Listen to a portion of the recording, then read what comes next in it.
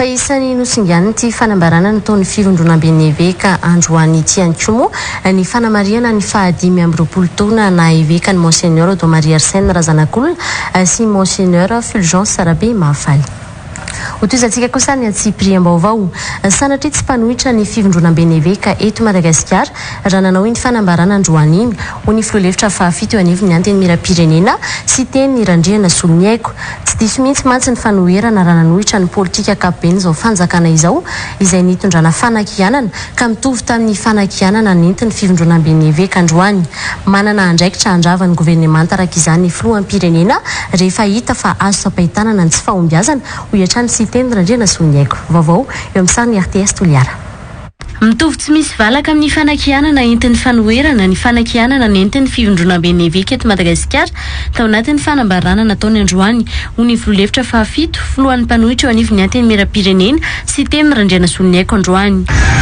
Sanatsy vavy alady lelo tsy hoe lasa mpanohitra ireo vondrony eveka eto Madagasikara raha nanao an'iny fanambarana iny satria manko to ohatrany mitovitovy na tena mitovy tanteraka amin'ny fanakianana avy aty aminay mpanohitra ila teny zay solotenan'ny eveka eto Madagasikara natao nandroany. Efa tsy mandeha milaona intsony mantsy ny fiainam-bahoaka amin'izao hoy sy teny randriana Soloniaiko. Asakasatsika mpitondro ianareo no romeny lalam-pandorena fahefana ianareo maro anisa hitondra ny ty fireny ty midofotra mirindrina ny fiainam-bahoaka rehetra ny asan'ny vahoaka malagasy rehetra tsisy zavatra mandeha itsony eto Andriamatoa Filoha Rajoelina ary azadinona ny teny namarana ny solotena ny eveka fivondron'ny eveka eto Madagasikara misy farany zavatra rehetra ka aoka re tompoko fiainan'ny vahoaka ty fiainantsika malagasy ty fohin'Andriamanitra ho nosy isika mila mandray fanapahan-kevitra ny filoham-pirenena. Amin'ny tany republikana rehefa ny fitondrana no tsy mitondra vahaolana mametra-pialana izy hoy sy teny randriana Soloniaiko. Manana andraikitra andravan'ny governemanta araka izany ny filoham-pirenena rehefa mahita tsy fahombiazana hoy sy teny randriana Soloniaiko. Azadinona fa ny lalam-pandorena ny teny raha azo tsapahitana ny tsy fahombiazana azo ny filoham-pirenena atao ara ny mandravan'ny governemanta. Fantatsika fa tsy androalika tsony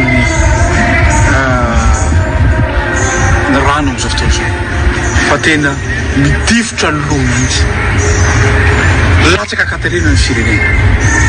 Tsy diso fihevitra ihany koa hoy ity filohan'ny mpanohitra eo anivon'ny anteny miram-pirenena ity ny mpanohitra raha nanohitra ny politika ankapobeny fanjakana na ny PGE natolotry ny Prime Ministre. Izahay mpanohitra tsy hoe tsy fitiavan'olona sanatria mivava ladiny lely fa mijoro izahay manohitra zao fitondrana zao nanohatra ny PGE nanohatra ny izy avy amin'ny PGE zay ny présenté ny Prime Ministre iny ary tsy diso izahay raha nanohatra ny satria fantatray fa tsy hatavavoakan'ny Madagasikara izany miakina aminareo mpitondra fifirinao fanambarana izahay avy aty fanoherana iny koa fanambarana nataony vondrony eveka anjarantsika vahoaka no mitsara fa ny hoavitsika no tsaratsika azadinona fa misy farany zavatra.